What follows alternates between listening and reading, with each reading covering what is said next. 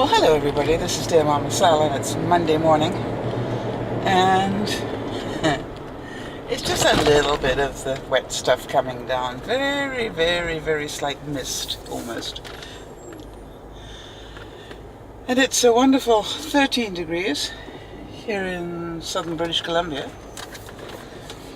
And for those of you who might be living in northern Washington State, that would be around 56 in your temperature. And I'm off to work after having had a week of really quite a tough time with this chest cold that I've had. Now I've still got a little bit of it in my chest, but not a whole stack. Definitely on the mend. The razor blades in my throat have gone. So there is definitely great hope for me to survive. I really did have to behave myself, is what I'd have to say. Behave will be my word of the day. I had to behave myself because there's that part of me that goes, well, you know, I still need to go to work. It's just a cold. It's not like I'm got some terrible disease, you know. And then that other voice in me goes, yeah, that's a cold right in your chest, and you're coughing up a lung. You're prone to bronchitis and worse after years of smoking. How stupid do you want to be? And the answer to that was, I don't want to be that stupid. There are too many people who listen to me when they go to sleep or when they're in pain or whatever, for me to play with this. I need to behave. And as difficult as it was for me to take a few days off from vlogging or doing any of that stuff, broadcasting, whatever, you have no idea how difficult that is for me to do now. But I decided to behave. And I'm glad I did. I'm glad I went to the pharmacy and had a little chat about what this was, and, you know, did I really need to be going to the doctor with it, or is it, you know, what's the lifespan of the symptoms that I have? And they were really good in explaining to me, you know, that this, you know, to catch a summer cold sometimes is way worse than a winter one, especially for those of us who are vulnerable. And I fit into that category. So, because I behaved, I got a lot of rest, and that gave my body the strength to fight off the worst of the infection. And there is no doubt in my mind that if I had carried on trying to work, not only would I have screwed up royally, which I really did in those 2 days that I went into work, because I really wasn't functioning well. I was there, but that's about it. So really it was the better call, and I'm glad I did it. Now,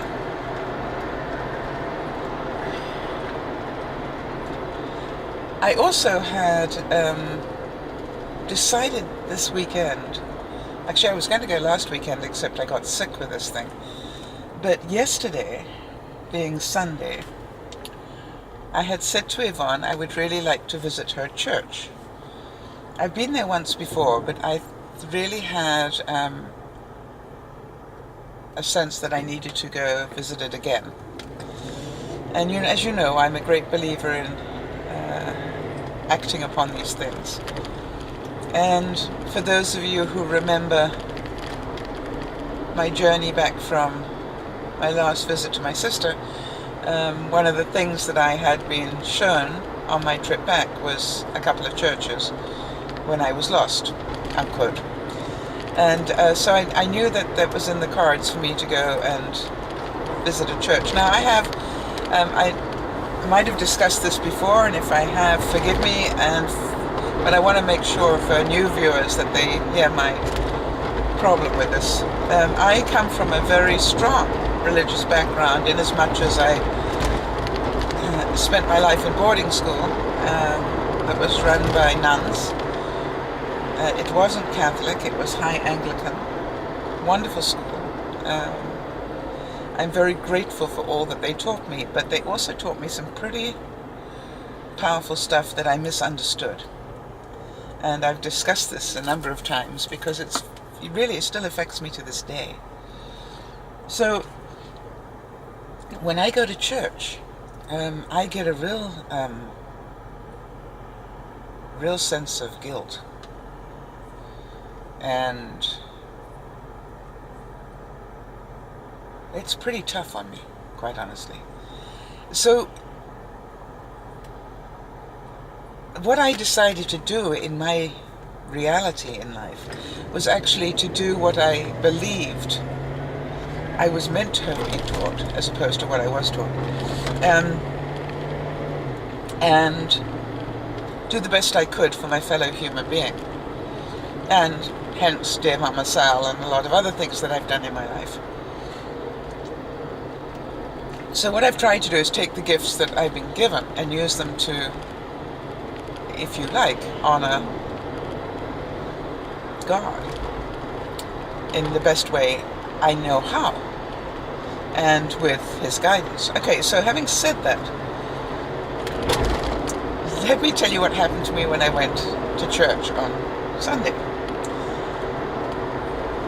First of all, I was doing really well, and then, the other part of the story that you need to know about is that it is very difficult for me to behave when I listen to other speakers. I don't know if I've discussed that before. You know, as somebody who spent their life as a professional speaker, one of the things that really is very difficult for me to listen to is other speakers. Because,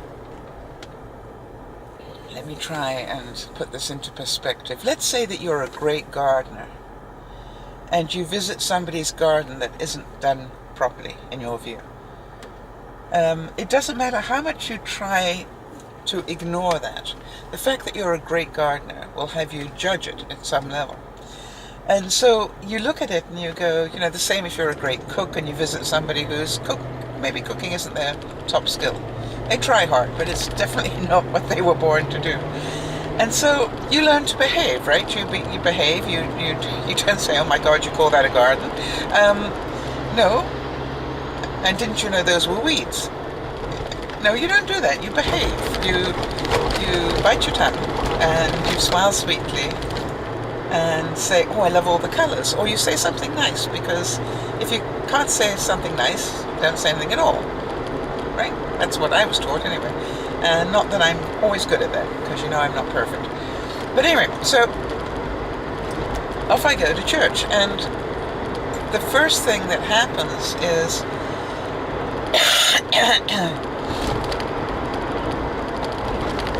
of course Yvonne wants to sort of introduce me to all her friends, which is great. And she has a lot of friends at church, which is wonderful. So, but it's overwhelming.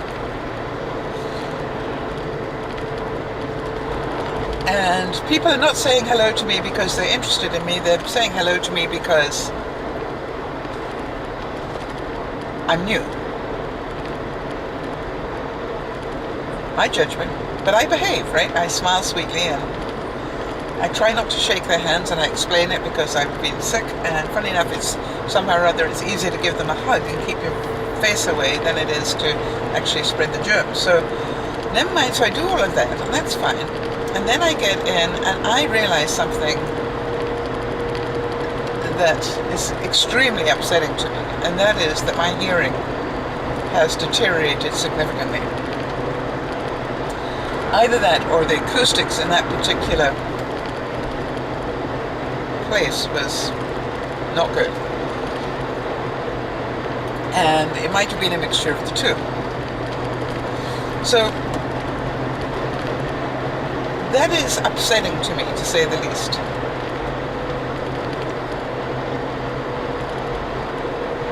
But I behave. And now the next thing that happens to me is I'm in a church where people obviously raise their hands in worship. Now, one of the most difficult things in the world to be is a comic. And I have to say this because we see things very differently from a lot of other people. And just by virtue of having that sort of performer mentality, you sort of try and pick up the funny things in life because you never know when you're going to get called upon to give a speech, right? Because, as you know, it happens to me a lot. So anyway, I'm busy looking at this congregation of wonderful people, very devout, very obviously into the service, as I was trying to be, and what I'm watching is all these people with their hands in the air. And you will forgive me, but it's like I grew up in this very formal church where, you don't do things like that. I'm talking genuflect, the little curtsy thing, and the, lots of crossing yourself 16 times from Sunday, and half of it was in Latin, and, it was very, very different sort of buzz to it. We didn't have a rock band that started it, and some of the things that I was watching. So, there's this part of me that's fascinated. But what really fascinated me, of course, was the hands in the air thing. So what goes through my mind is, are there that many people that need to pee? Well, I knew it wasn't the right thing to think. You know that. But then I'm starting to laugh inside, and then the tape plays. I hear the nun saying, "Sally, behave." And I want to tell you something. It not only shut me down in a heartbeat, I started to cry.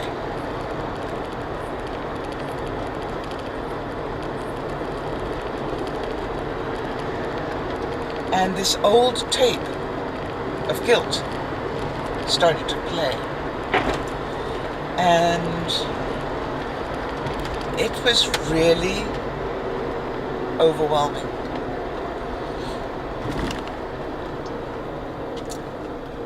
And I don't know, for the longest time, probably 3/4 of an hour, I'm quietly crying away as I'm replaying the tape. Now, those of you who've ever been through tough times in your life, you will know that, we have this tape, and we don't necessarily control when it plays and when it doesn't. We'd like to think that we do, but the smallest thing can trigger it. A look, a voice tone, all sorts of stuff. For any of you who've ever been through any sort of trauma, you will know exactly what I'm talking about. And so here I was. 1 minute I was chuckling to myself about all these people wanting to go and pee and raising their hands and asking permission, because that's what you had to do at school. That triggered, the memory of being at school. I was at boarding school with the nuns. Boom, the tape played. And the guilt flooded me. It was amazing. So now I'm embarrassed. I'm not having a joyful experience, and I'm watching all these people having a wonderfully joyful experience, and they still need to pee. And then I get a little bit angry. I'm angry at myself for misunderstanding all this. And I could have been having this very joyful experience every week if I had chosen to. But no, I've been so tied into my past and the teaching that I thought I got from the nuns that I'd missed out on all this joyful shit that was going on. Excuse my language. So it was a really uncomfortable time for me. And eventually I remembered that, this is a very unusual church, because you walk in there and first thing they give you is a travel mug and some coffee. I mean, you gotta love that. Not only that, but the local bakery has pastries and stuff. Well, you know, I love that too. And it's okay, you can take it into church. Whoever heard of that? The nuns would have killed me. So I suddenly realized I'm just about out of coffee, and I need a break because I'm a bit overwhelmed, so I go and get myself another coffee. And there are people in the foyer who are watching the whole thing, service go down on a big screen in the foyer. So apparently it's okay to sit out there and take a moment and watch it in the overflow room, if you like. So I stood there for a while and watched it, and I found the acoustics were slightly better for me. Not great, but slightly better. And then I went back in again, and it was so funny because I got to behave now. I'm going to go back and behave. So I went back in,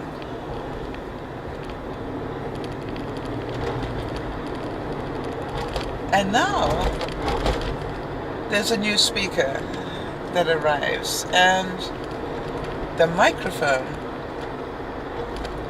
is not working properly. Now, because it was the first day, apparently, of a new AV person at the back of the room, there's a lot of running around to the back of the room because they presume the AV person has got something wrong, doing something wrong. Now, that's understandable. They went to help the AV person. But as somebody who spent their life around microphones, doesn't make me great at them, but I have spent my life around them. One of the things I know is that if you've had 3 people up already and they're all using microphones, and all the microphones are working perfectly, and there's no bounce going on, and there's no distortion, and suddenly a new person comes up with a new microphone, and that thing is causing a problem, the chances are, it's the microphone, not the poor guy sitting at the board at the back of the church. So then I get rolling my eyes and in judgment. Why are you all running to the back of the room? You need to go to the front of the room and give that speaker a new microphone. Well, all credit to the speaker, who, by the way, was an invited speaker on a subject nothing to do with church, which was interesting. So what happened was, it took them a while, probably 3 or 4 minutes, and then they eventually, guess what, woke up and gave the person a new mic. Duh. So I realized that part of my problem in going to functions like this, and I call it a function because I spent my life going to functions, right? And really, church is a function.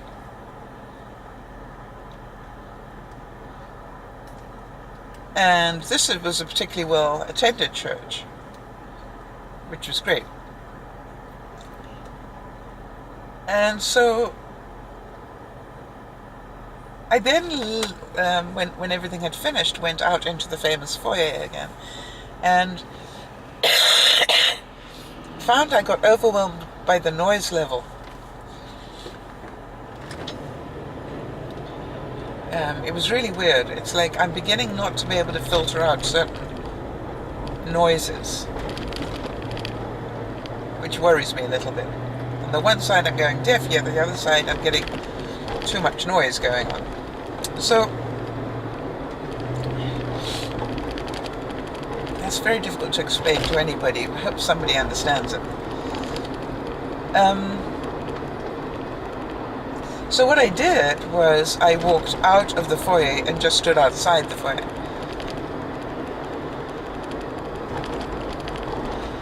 Anyway, it was a wonderful experience for me because it forced me to face some of my stuff and caused me to have to readjust my thinking and behave. So my word for you today is to have a look at that word, behave, and ask yourself, learning to behave in social situations that drive you insane is a social skill. right? And hopefully most of us were taught the right way to behave in certain situations, and hopefully you have taught your children well. It's not whether you think this is the great way to do things. This is how you behave. Just because, Aunt Frida has a boil on top of her nose doesn't mean that you have to say, "Oh, what's that on your nose, Aunt Frida?" But the interesting thing is, of course, that why don't we? It's the most natural thing to do, is to ask. And yet we're taught not to.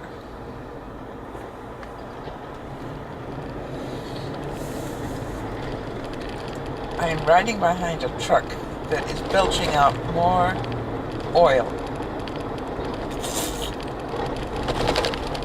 out of its engine than you can believe. I know it's oil, I can smell it. And that engine is going to seize pretty soon.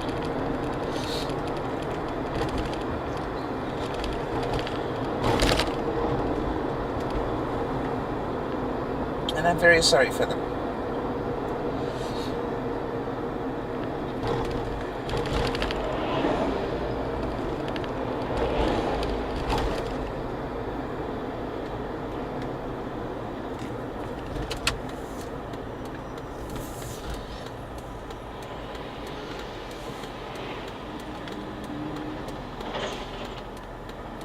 One of the things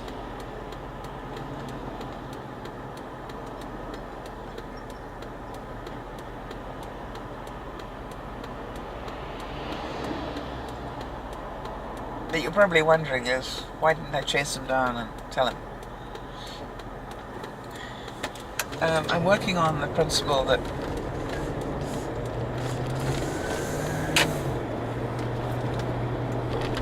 with that much smoke coming out of your engine, if you're not intelligent enough to stop and check why it's doing that, you probably don't want to be hearing from some little old lady driving around. If you get my drift. It's the sort of thing that can get you shot at if you happen to live in LA.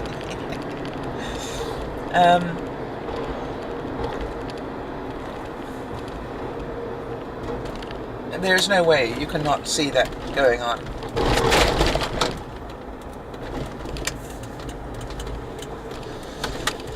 Okay, so today, behave.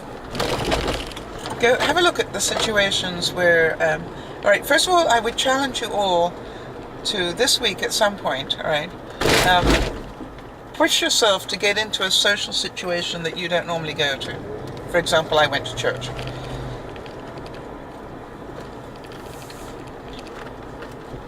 And however much of a believer I am, I'm not a big goer to church person.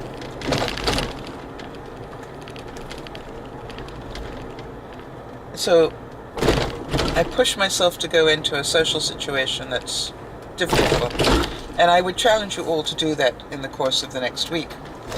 And by the way, if you do it, let us know about it so we can hear some of the things that people did.